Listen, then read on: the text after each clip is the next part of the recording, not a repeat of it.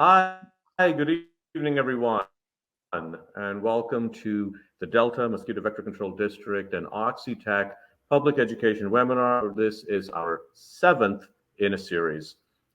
Tonight, we're going to talk about Oxitec technology and sustainability, but put it in a context of the environment in California specifically and how Oxitec technology might fit. Our speakers tonight are Dr. Mustafa Deban, General Manager of Delta MVCD.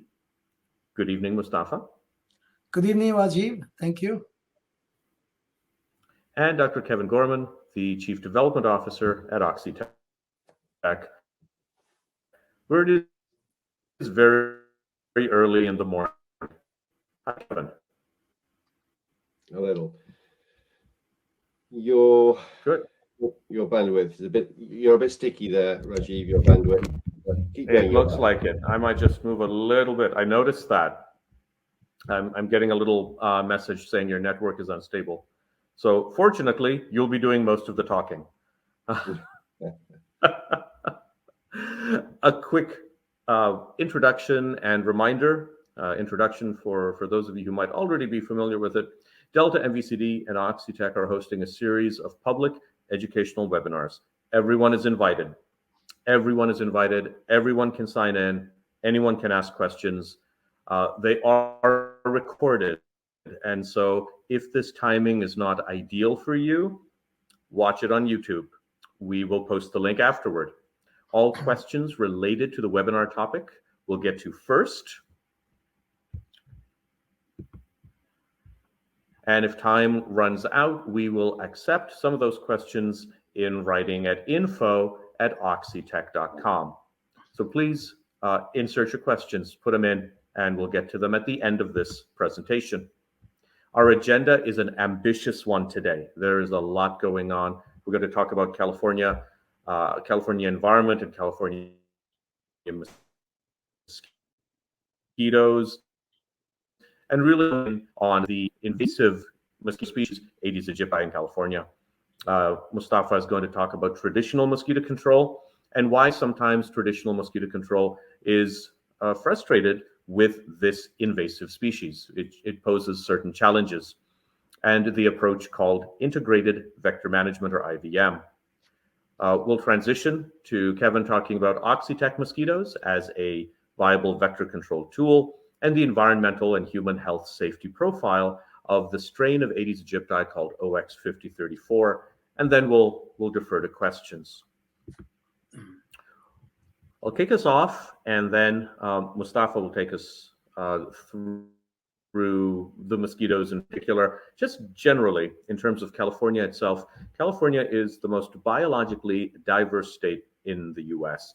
California is home to more species of plants and animals than any other state. And unfortunately, over 300 species of plants and animals in California are classified as threatened or endangered. Now, there are a lot of reasons for that. Some of it is associated with habitat loss and the building of human homes in former habitats, but also the use of a very broad category of pesticides, for example, rodenticides, often used to treat rats or prairie dogs, which are the food for a lot of larger predators. And so putting it in context, California is very biologically diverse, but it's also home to a lot of endangered species.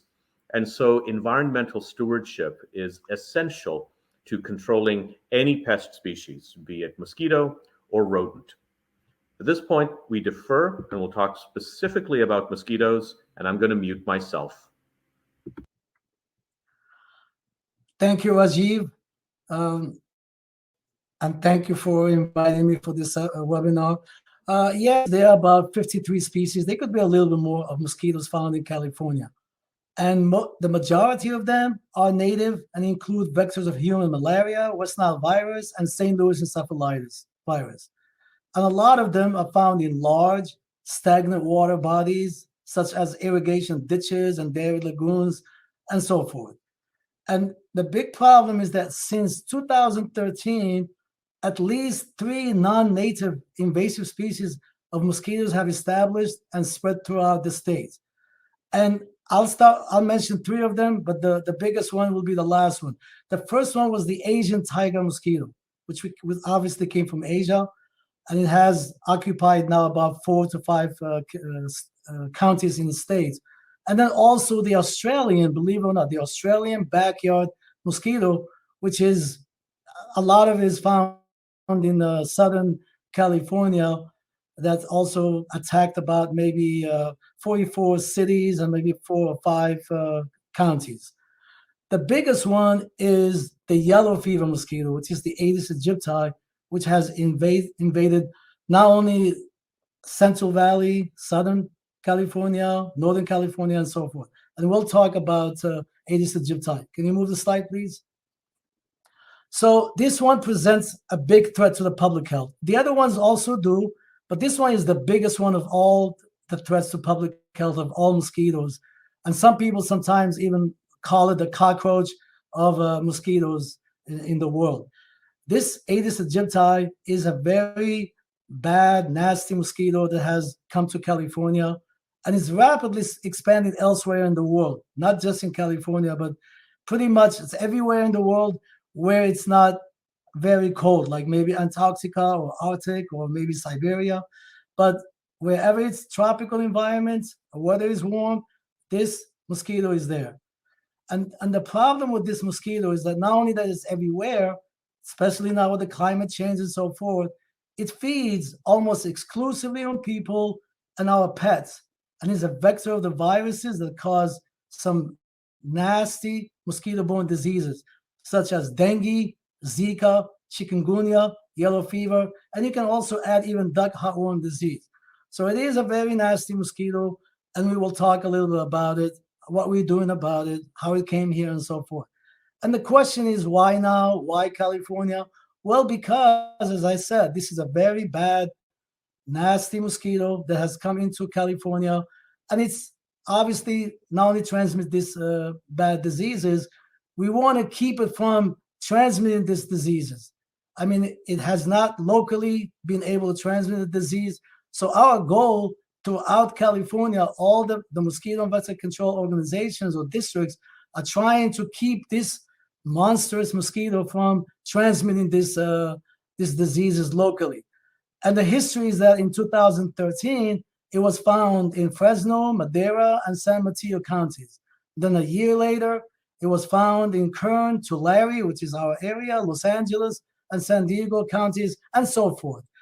And just as of today, I found out from our, operations program manager that, a person, Amanda Paulson, from an assistant vector mosquito manager at Santa Cruz, let us know that Aedes aegypti was found in the county Santa Cruz. So now, instead of having 23 counties in California, we are blessed now with the 24th county and counting, and this nemesis of mosquito, we're going to try and keep our best to keep it from not only being distributed, expanding, but sometimes nature doesn't also help us, because of the climate change and the hot weather, extreme weather.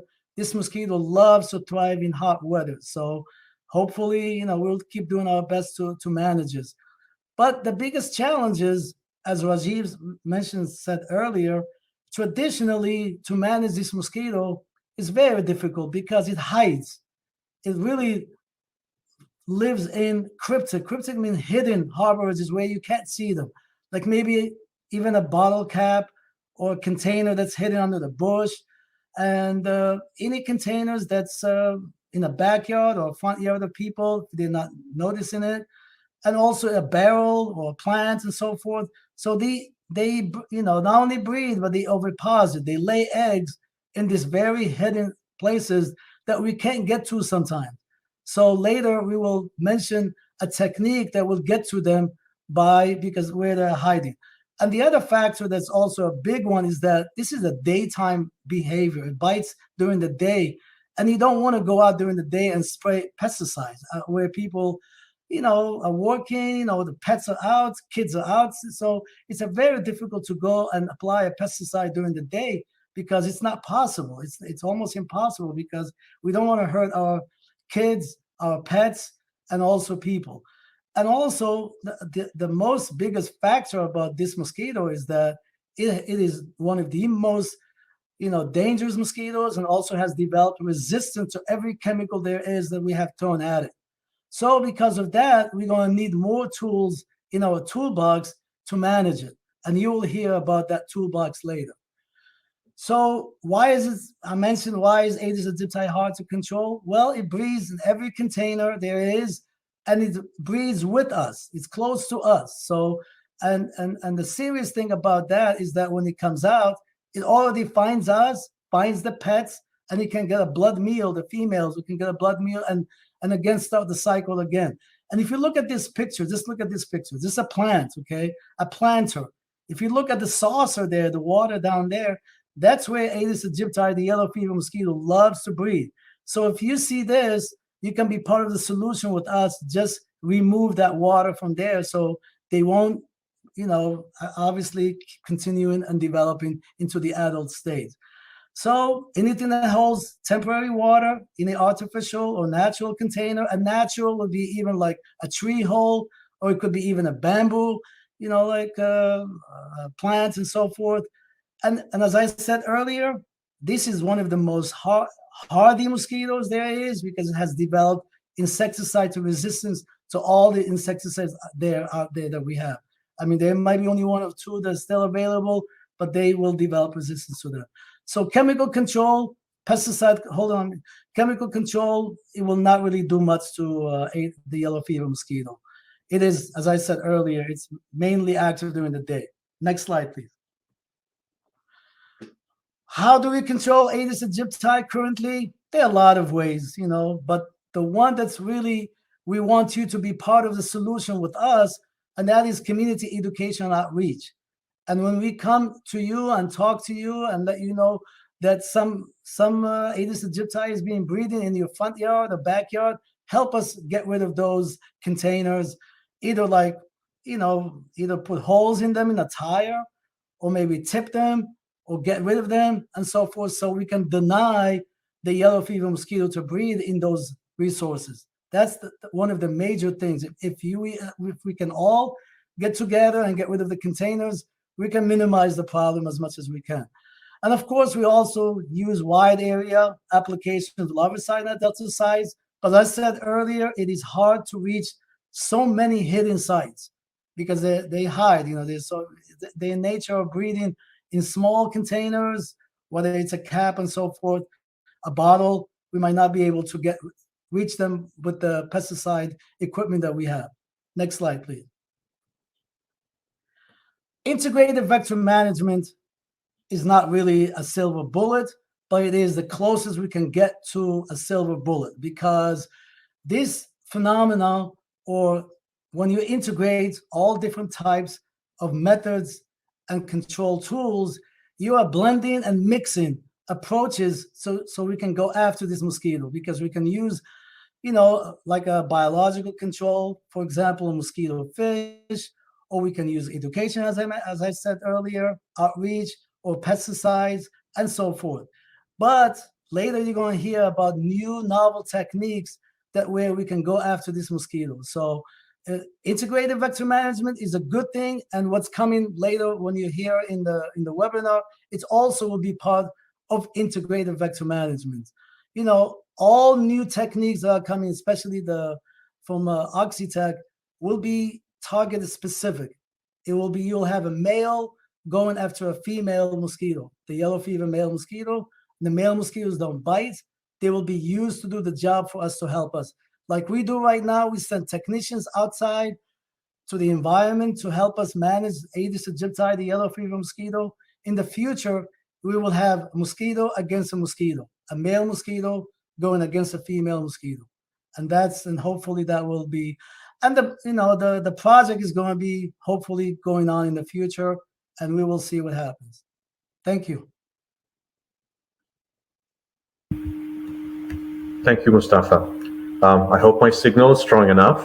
One question I get asked often is, what happens if you eliminate the mosquito? What effect does that have on frogs and birds and fish? Fundamentally, people should understand there's no such thing as the mosquito. There are over 3,500 species of mosquitoes, and many of them play important ecological roles. We, and certainly Mustafa, are targeting one particular species, which is, as he mentioned, non-native invasive species. And so keep in mind that for a lot of the mosquitoes that do act as food, that are abundant, that are important for frogs and fish, they breed in large, very large stagnant pools of water, like irrigation ditches or ponds or wetlands, where they do play an important ecological role. The larvae of Aedes aegypti, as you saw, develop in temporary artificial and natural containers. These temporary containers are not where you also find predators of mosquito larvae, such as frogs and fish. So first of all, the larvae of Aedes aegypti are not actually found in areas where you find mosquito predators. Second thing to know about predators in general, and we could be talking about lions, or we could be talking about spiders. Predators can be either a generalist, which means they're very opportunistic, they feed on what's available, or they're highly specialist. The predators of mosquitoes are generalists. They're very opportunistic, whatever's available, they'll feed on. And so if Aedes aegypti, which is an uncommon in high numbers anyway, is not available, that's fine. Predators of mosquitoes will feed on something else. And when we're talking about the adult Aedes aegypti, they do not emerge in large numbers. So they only emerge asynchronously, so their timing is staggered. So it's hard for predators to actually coincide with adult numbers, and they're never very much in abundance compared to the native species. And so the larval mosquitoes are not a source of food for aquatic predators. And the adult mosquitoes are not an important source of nutrition for aerial predators like dragonflies, frogs, and birds. See? Briefly about the OX5034, the strain of Aedes aegypti that we've developed at Oxitec. It is very targeted against one particular species, and that is the non-native invasive species Aedes aegypti. And so it does not affect other mosquito species. And in fact, Kevin is going to talk about each of these points in much greater detail. The OX5034 is safe and non-toxic, and we'll talk about how it is non-allergenic. And we have a proven track record of success in Brazil and 2 years in Florida. One important thing to know, and this is something you can share at your next party, is that only female mosquitoes feed on blood. Only female mosquitoes have the mouth parts that enables them to pierce a host, be it a bird or a dog or a human. And only female mosquitoes can imbibe blood and therefore transmit pathogens. Male mosquitoes don't bite, they don't have the mouth parts, so they really only feed on plant juices. We release male mosquitoes. We do not release female mosquitoes. That's a very important thing to know. They are traceable in the field. Kevin's going to talk about the very cool technology that enables us to distinguish our mosquitoes from the local invasive species, and they are self-limiting in the environment. Again, in terms of practical or feasibility, we put out eggs in boxes. We give them some food, we give it some water, the eggs hatch. All the female larvae die, and we know that through multiple lines of evidence. Male larvae develop into pupae, and then they emerge as adult males, and those adult males go off, and then they mate with local female Aedes aegypti. So our eggs and diet are in these boxes. We add water, and in about 1 to 2 weeks, male OX5034 emerge, and they do what comes naturally for male mosquitoes. They look for female Aedes aegypti, they mate, resulting in fertilization. So this is not sterile insect technique, nothing sterile about it. Male OX5034 mate with female Aedes aegypti. The female Aedes aegypti lay viable eggs. Their male and female progeny hatch. However, all their female progeny die, all their male progeny live, complete their development, and emerge as adult males, and thus continue. So it's a very simple just add water approach that is feasible for professionals like Mustafa and his team, and for homeowners. I defer now to Kevin. I'll turn my mic off. Thanks, Rajiv, and thanks, Mustafa. Really appreciate it.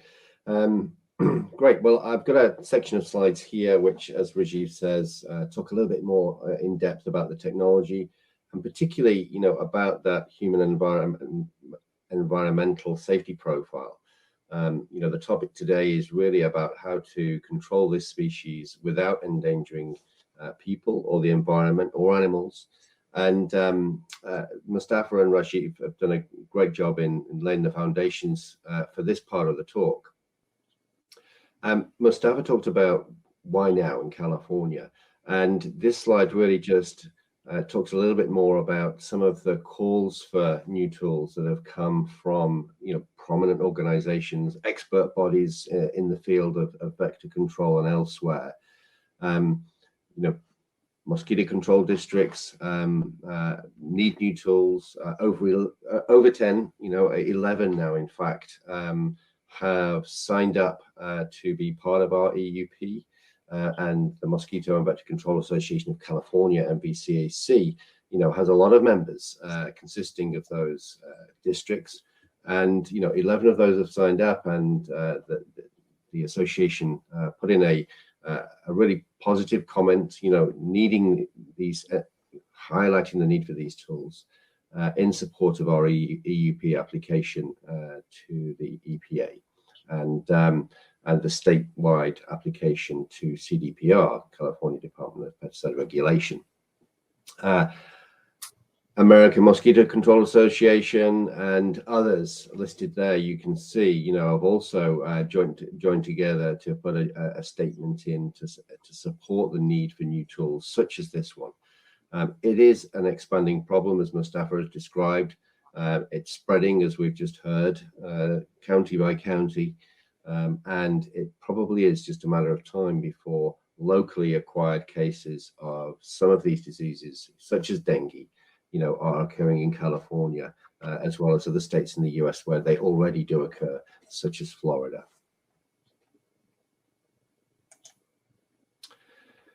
So this mosquito that we release, OX5034, has been the subject of a 2-year review by the EPA, the US Environmental Protection Agency, as part of our application for an experimental use permit to do some highly regulated, relatively small studies in Florida, Texas at the time, and also California now. A 2-year review during the process was conducted by the Environmental Protection Agency. And a few of these slides mention some of the outcomes from that review, as well as other things. And, this is really the upshot, if you like. The takeaway message, is that there was no perceived risk to human or environmental health from that 2-year review. And, the green highlighted text here just, highlights that key point that Rajiv has been talking about, is that, male mosquitoes do not bite. They don't feed on humans or animals. And therefore, if we're releasing males only, as in the case of this particular biological control strategy, they don't pose any human health risk and they can't contribute to disease transmission. In fact, I'm going to just zoom back here because Rajiv was also talking about those males don't bite, and you can see the mouth parts and the antenna on that picture, on that mosquito there. If ever you see a mosquito and it's got antenna and mouth parts that are feathery like that, it's a male. Those females have got a thin, sharp straw which they use to pierce their hosts. In the case of Aedes aegypti, that is 99% humans. and they look very, very different. You'll have seen pictures of mosquitoes sucking blood, and these guys here, they just can't do so with those mouth parts.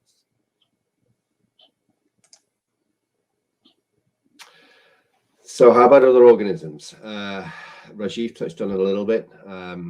This is the EPA's verdict, if you like, following their review and their assessment of whether releasing Ox5034 mosquitoes would impact other non-target species. And that might be predators, but it may also be different types of organisms in the environment.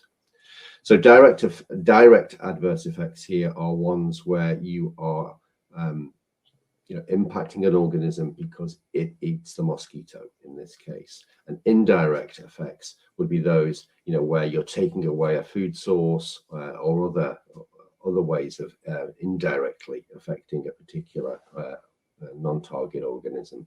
And the EPA decided that there was no risk of any adverse effects on non-target organisms, direct or indirect. Rajiv did an eloquent explanation of why this particular mosquito is not a prime food source for many species of animal, as well as other insects, etc. But remember that these insects express two proteins, and those proteins are non-toxic, they're non-allergenic, they're benign proteins that are, one of which is used widely in biology and has been for many decades. And other than that, they are just like your normal Aedes aegypti male mosquitoes. What we've done here, and you can see some of the links down at the bottom. So this webinar will get published online after the event, of course, as they always do. But if you're taking screenshots, please do, grab those links, go and have a look at those particular publications. You'll see the EPA Human Environmental Health Risk Assessment linked on several of these slides, but also some peer-reviewed publications such as that one there from Nordin et al. And there's several on the subsequent slides. So I'm just bringing that to your attention so that you can catch those links as they come through. But if you can't, then don't worry, and that's why we've put the whole link on there. But if you can't, this webinar will be published online after the event, so feel free to go to that and grab them from there instead. What about humans? How do we know that these mosquitoes are safe for humans? Well, of course, we've released a lot of these mosquitoes in the wild already. We've released well over 20 million of these Ox5034 mosquitoes. CTM Bio in Brazil, the biosafety, the National Biosafety Commission in Brazil have given us full biosafety approval for commercial releases right across the country after a full safety review and studies over there in Brazil. But the EPA, during their review, also concluded that these mosquitoes are safe for humans. And they looked at lots of the evidence around vector competence, and CDC also contributed to this particular part of the EPA review. And what they found was that these mosquitoes, that they pose no risk of transmission of disease, but they also pose no risk of increasing vector capacity in the mosquito population more generally. They're not likely to cause an increase in the population of mosquitoes, which may indirectly elevate the chance of vector transmission, of vectors transmitting diseases. And they also, through integration of background genes, are not likely to cause more robust mosquitoes that are somehow more hardy or more able to persist in the environment. The quote there, the EPA find it unlikely that the local mosquito population would pose any increased risk to humans or the environment as a result of releases of 5030 mosquitoes. It comes straight from the EPA document, and again, it's linked in this particular case down below. It's publicly available from the docket on the EPA website. There's also a paper from Evans et al. Referenced here That paper, despite being questioned by the editors who published that paper themselves, that paper actually has some pretty great data, and some of that data is about vector competence, where they looked at a strain of our mosquitoes and showed that there was no increased capacity to vector or transmit diseases. So, safe for humans, safe for other organisms in the environment. But a little bit more detail now about those two additional proteins that are in OX5034. And what we've done with 5034 is introduce two new genes, and those genes produce two proteins, one each. And that's all that that's all the additional material that these mosquitoes have. These two proteins, one's called TTAV and one's called DS-RED2.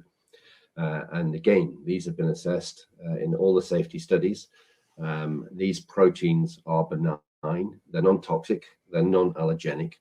TTAV is a protein which is overexpressed. It essentially builds up in the cells in very high quantities, and it's not a protein that these mosquitoes need.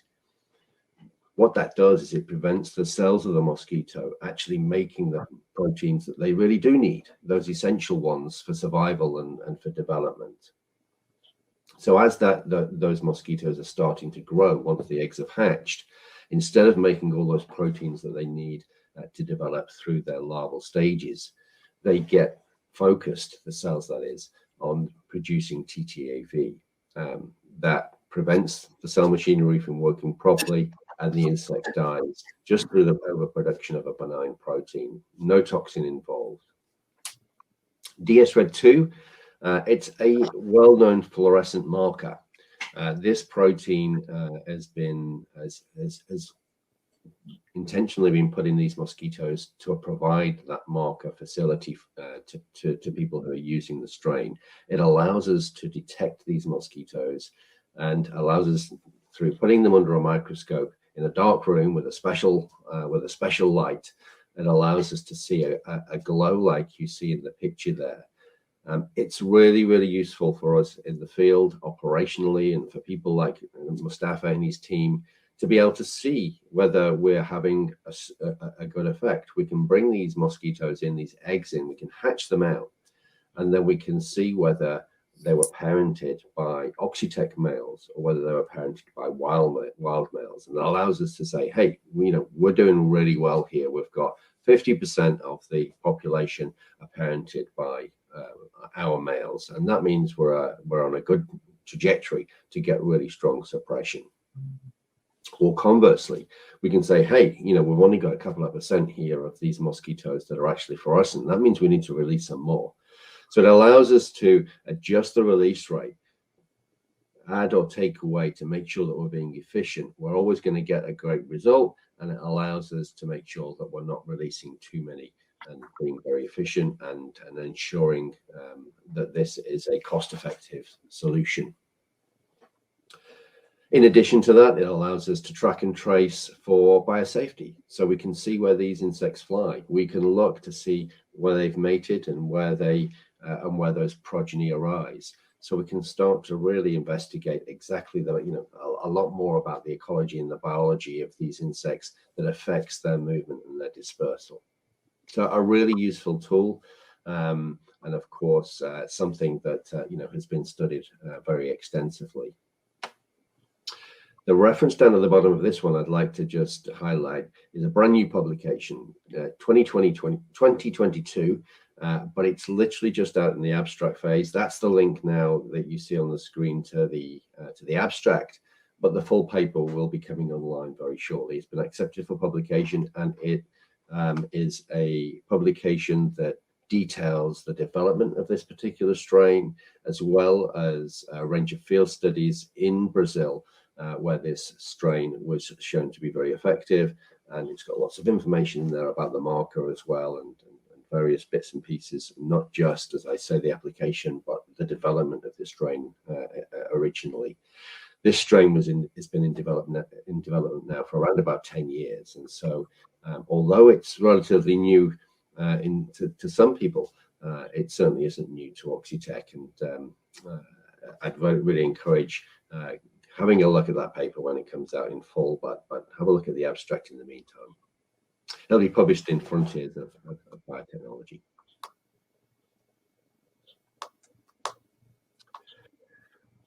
So that self-limiting gene, I've already talked a little bit about this, you know, in the fact that it's a non-toxic protein, and we know that it's only expressed in females. That allows the females to die and the males to survive.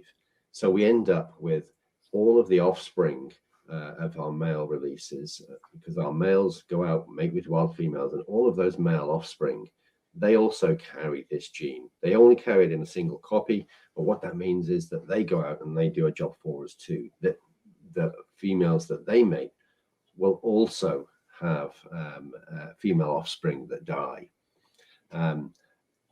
That gives us extra bang for your buck, if you like, as you release a male mosquito, a 5034 male mosquito, you get lots of offspring working as well to suppress that population. Really importantly, what it does is it allows the operations to change from being rather tricky, cumbersome, high intensity releases of lots and lots of male mosquitoes to being egg release devices. We can ship those out. You can't produce females because it's 100% penetrant, this trait, as we call it, which means that all the female offspring die. And that is really, really useful because anybody can put these boxes out into the environment quite safely. They're very simple to use. It's a just add water kind of approach, and those eggs hatch, diets in there already prepared, and the males go off and do the work, and do the work by searching for the females, mating with them, and preventing the female offspring from coming through. What about that fluorescent marker, and is it safe? It is safe. It's something that's been used, you know, for decades now. I won't talk more about the track and traceability, but what I would like to talk about is the global experts that have looked at this. It comes from a family of proteins, and those, as with all proteins that are that are in products like this, you know, there's the potential, you know, for them to be an allergen, and so they're looked at and evaluated. And Allergen Online and Compare are two databases, global databases, the global databases. They have a panel of experts who review these potential proteins and look to see if there's evidence. They look at the structure, they look at all the literature, and they do bespoke examinations, you know, to ensure that these proteins, you know, are or are not allergenic. In the case of DS-Red2 and the family of proteins that it comes from, both databases, although they put a family or a group of these proteins on their database at one point back in 2017, a full investigation showed them that these were in fact not putative or demonstrated allergens, and this group of proteins was removed from both databases. So what this means is that DS-Red2 is not an allergen, but it's shown not to be an allergen by global experts and really the gold standard of allergenicity databases in Allergen Online and Compare, and the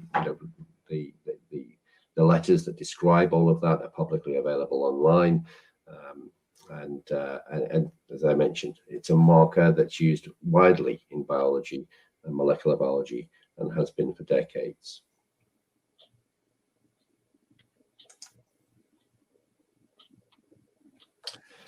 So when EPA did their review for the EUP, EPA determined that, of course, we're releasing male only. Females don't survive. And that means that there's no potential for exposure. A risk is a combination of exposure and hazard. and therefore, no exposure means that there is no risk. As a consequence of that, EPA said, well, we just don't need to do, we don't need to make a ruling on whether these are allergens or toxins, because it's an irrelevant point. It's a moot point in that sense. So not only are they not allergens and toxins, but because there is no exposure, there is no potential risk to humans, or animals in the environment. There's a range of references there cited down below that includes the EPA Human Health Environmental Risk Assessment and also the databases themselves, where you can go and have a look at the Allergen Online and compare reviews.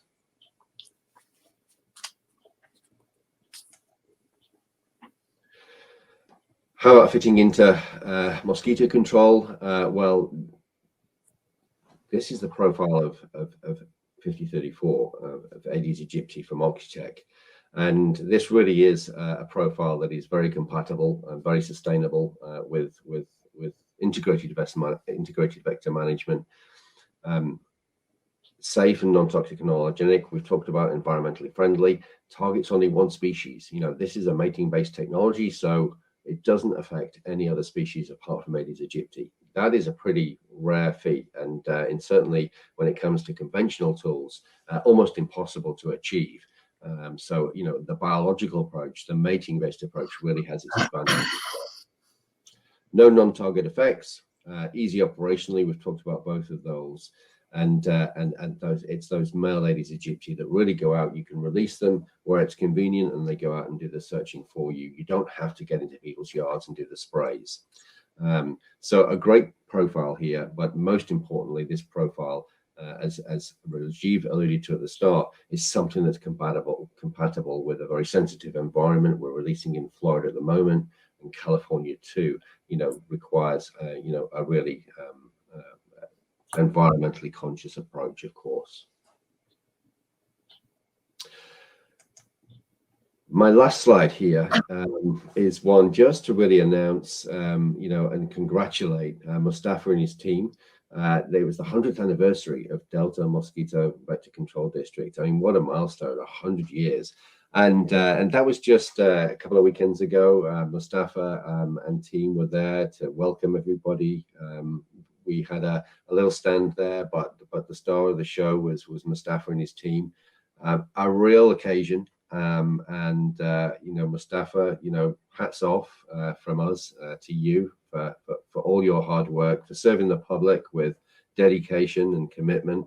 I know that you are, you got an outstanding reputation in the local community, and just a real treat to be working with you, and have you and the team as a partner. So really appreciate it. At that point, I'll hand across, and many thanks, Mustafa. Well, first of all, Kevin, thank you for those nice words. I really, would like to thank my staff, because they're the ones who really do all the hard work. And the 100-year anniversary was a success, and a lot of people showed up and learned what we do for them, what we do for the community, and what we're also planning to do in the future. And also showed them, we gave them a good show in what we use, how we do it, so they can understand when we go out to the communities and do what we have to do, they'll know what we are doing. So we're behind them, we support them, and we also want them to support us. And I also would like to thank my community education outreach coordinator, who's in the picture with me, Eric Arriaga. And he goes out to the communities, he goes out to any events out there. And so our name is known by the community and the district, and we will continue doing the best we can to protect them. And hopefully in the future, we will be working together to use this new technique, very innovative, that can manage the yellow fever mosquito in the Central Valley. Thank you, Kevin. Thanks, Mustafa. Rajiv, I'll hand back to you, and I think we're into the Q&A. Awesome. At this point, I would like to encourage our listeners to submit their questions. We are taking questions now. If we run out of time, please send it to info@oxitec.com and we'll attempt to answer your question.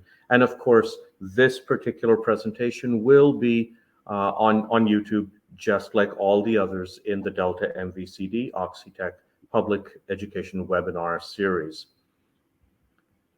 Let's see, I think I'm going to stay there for a second and open up questions. Oh, right off the bat, Mustafa, this is for you. How do Aedes aegypti get from county to county? Do they fly that far? No, that's a great question. They don't. As a matter of fact, one of the things about Aedes aegypti, they don't fly too far away. They stay within, especially that's why we call them, peridomestic. They stay with us. They breed in our front yards and backyards, and of course around the community. But they get there to other communities by either being, for example, if a tire, gets moved from one area to another, and the tire has eggs in it, that's one way. So when the tire goes from one community to the other, so sometimes the eggs don't really hatch until the stimulus of the water.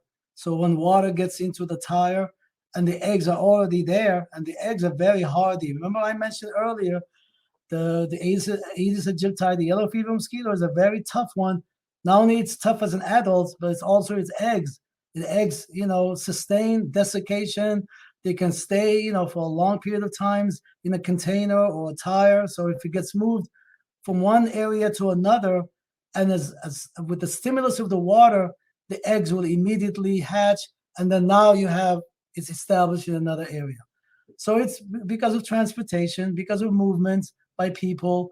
So the mosquito itself doesn't really fly that far away. Although they bring a good point. A lot of mosquitoes, especially the salt marsh mosquitoes, they can fly over close to 40, 49 miles. I mean, that's the most that has been clocked. But the yellow fever mosquito, Aedes aegypti mosquito, would probably not go, maybe less than half a mile, pretty much. It's the most they can fly. So people help it move from one area to the other. So we need to stop that, and we can be part of the solution by not moving containers that have eggs in them, or even adults that can be transported in a car or a bus, or any means of transportation. Thank you. Good question. Great. The next question is for Kevin. Can I see your glowing mosquitoes? They're basically asking, if I look at mosquitoes, can I tell the difference between local and OX5034? Are we releasing glowing mosquitoes? We're not, no. You can't see the glow in the normal daylight. They look exactly the same as every other Aedes aegypti male mosquito out there. And it's only in the laboratory or in a darkened room with a specific microscope that has a special bulb attached to it that you can see that fluorescence. So no, you can't tell them apart from a wild one just by looking at them with the naked eye. Thank you. Clever question. If Aedes aegypti has only been in California for a few years, how are they already resistant to all of your insecticides? I think that's can I answer that question? That's a great question and a very thoughtful one. Well, as I said earlier, this mosquito coming into California is a problem. But the biggest problem is that this mosquito is throughout the world. So it's been established everywhere, anywhere, and has already developed resistance to other chemicals. So coming here, even though it's not really a few years, it's been here now about 9 to almost 10 years. And of course, the insecticides that were that been applied to it elsewhere is not doing anything here. And they will not do anything, because they have developed resistance. So just because it's been here for 9 years, as I said, they have developed resistance here and before and everywhere. So it's a very, very hardy mosquito that we're doing the best we can to minimize it. And together we will work on trying to, minimize the problem of this mosquito. And the best we can do is to keep it from locally transmitting the diseases that they carry. I mean, right now, even though it's a problem, people are being bitten and so forth, but we will try and do our best to minimize and also prevent it from acquiring, local, viruses that will be transmitted to the people in the area. That's what we're trying to prevent. We don't want it to locally, once it starts locally transmitting the diseases, it's a very, very, very difficult, more difficult than what we can do right now. Maybe I could just. Oh yeah, sorry. Go ahead, Kevin. I was just going to just add one point, just because some people maybe don't realize that insecticide resistance is genetic. So if the parent's resistant, the offspring will have at least some level of resistance, and so that resistance can stay there in the population even though there's no insecticides. And then as soon as the insecticides are used again on those insects, it can select for that resistance back up, and it can come up to quite high levels. So it's how that resistance can really start to increase in areas quite quickly, because it's, as Mustafa says, it comes in from other areas, but it can sustain in that population for long periods, just because it goes from generation to generation before it gets selected up again in a new location. Great point, because you're right. When mosquitoes come from other regions, they already have developed resistance. So when they get established here, it's easy. When you throw a pesticide or a chemical on them, they have already developed, they have not only genetically, but the ones that are coming in already have the means to detoxify or behaviorally avoid the insecticide and develop resistance to it. In fact, I'd like to add to that, Tulare County has a very good track record. Mustafa, you can tell me the name if I got the year right. Was it 2016? In Exeter. Tell us the story about Exeter. Yeah, I mean that's a great point that you bring up. You see, Aedes aegypti has come in 2014. By 15, we thought we got rid of it because and people were happy and so forth. But then a year later, it established itself. So because you cannot really get rid of this mosquito that easy. So it's reestablished itself. And this is the problem with this mosquito, because whether it's through genetics or through environments, through reproduction and so forth, as I said, it's a very nasty, very hardy mosquito that you got to throw at it all means, all different methods. And we hope, I think, and I believe that this Oxitec method is really ingenious, because as we mentioned earlier throughout the webinar, that we're using, it's like using a brother against a mother, or the point is you're going with a male against a female, a brother against a sister, and so forth. The idea is they're going at each other. So we're using the natural way, how nature works, and that is you send or release a male mosquito that targets another female mosquito from the same species, and when they mate, the beauty of it is that only males are reproduced and the females die. And the idea is that the ingenious of all of it is that males don't bite, don't transmit any diseases, so we don't need any females. And that's what really was happening, is that no females are being reproduced. So we don't have to worry about them biting or worry about them transmitting disease. So it's a win-win situation, and they are doing the job for us. As I said earlier, instead of sending a technician out there with a backpack sprayer or whatever method they can use chemically or whatever it is, and cannot find, for example, that little cap where the females breeding mosquitoes, or little container and so forth, the male will find a female in that environment. So in a hidden. So piggybacking on that, Mustafa, there's a good follow up to that, and I tossed this one to Kevin.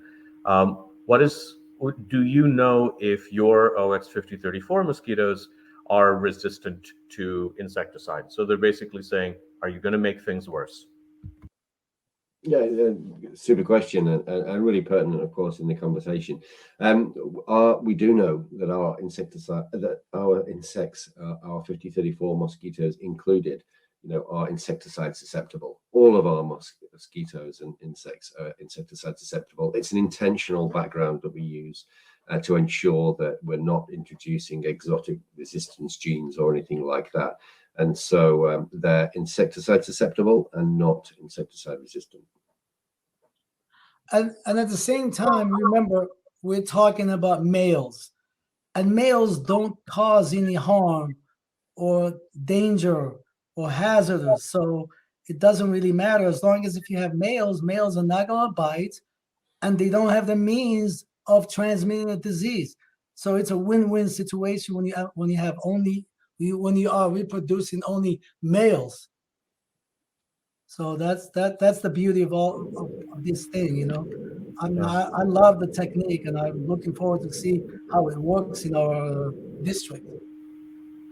So here's a segue. Thank you, Mustafa. This is again kind of piggybacking on that. You mentioned that males feed on plant juices. Won't eliminating males affect pollination? I'll take that for a minute. Both male and female mosquitoes, all different kinds of species, feed on nectar. And so I know that female mosquitoes feed on blood, but blood is a value add, right? So both male and female mosquitoes feed on nectar, they feed on plant juices. That's their glucose, that's their fructose. They need that for flight energy. In addition, female mosquitoes will feed on blood to develop their eggs, and so they can lay their eggs. Aedes aegypti is one species. It is a non-native invasive species. It is not native to California. It is not native to North America or South America or Asia or Europe or Australia. Aedes aegypti is an invasive species. Its association with anything else is only since its introduction into that area. And so Aedes aegypti is not an important pollinator, males or females, for plants. Now, there are native North American mosquitoes that are important vectors of North American orchids. Aedes aegypti is not one of them.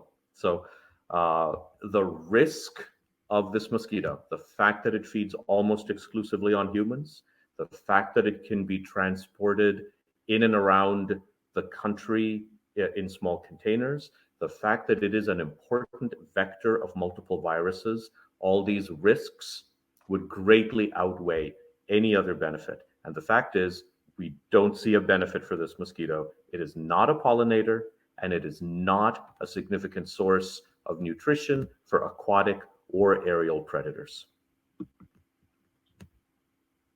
And we have about 2 minutes left, and I'd like to punt this one to Kevin, because I know he's worked on it. If you eliminate Aedes aegypti, won't some other species just take its place? Well, another good question. Just bring some crackers. It's a common question that we get. If we take away Aedes aegypti, it's going to leave an ecological hole, a niche, as it's called, which other species can come in and invade. Wouldn't that be a dangerous mosquito? Could that be another dangerous mosquito? The answer is almost, invariably no. As Rajiv, you've been pointing out, it's a very urbanized mosquito, Aedes aegypti, uniquely urbanized. It is almost, very, very closely tied to humans, and that isn't the case with other mosquitoes. Even those that have an overlapping niche, tend to be more semi-rural, semi-urban mosquitoes. Aedes albopictus, the Asian tiger mosquito that Mustafa mentioned earlier on, is one that a lot of people talk about because it can coexist. There are papers out there that show that those dynamics and population dynamics between the two fluctuate. What we've done is we've done a study in Panama where we used our mosquitoes to remove and by 90-something% the population of Aedes aegypti in the local environment, and we monitored. While we did that, we monitored the presence of Aedes albopictus, a coexisting mosquito that was in the area. And there was no effect, no change, because these mosquitoes have their niches for a particular reason. They like those particular areas, and they're not just going to move into, the middle of a city because it's available. They stay in their niches most typically, and so we see in the case of Aedes aegypti and albopictus that there are coexisting environments, but removing one doesn't necessarily impact the other. Thank you, Kevin. And we've hit our time. Mustafa, thank you for joining us from Visalia. And Kevin, thank you for joining us from the UK. I hope, I'm going to say good night to you, because I know it's late. To our audience, this is going to be online, so you can watch this later. And if you have any questions, please follow up with info@oxitec.com. And I think this might be the last webinar in our series this year. So we'll let you know when the next one is out. Thank you both. Thanks to the audience, and good night. Thank you. Well, thanks.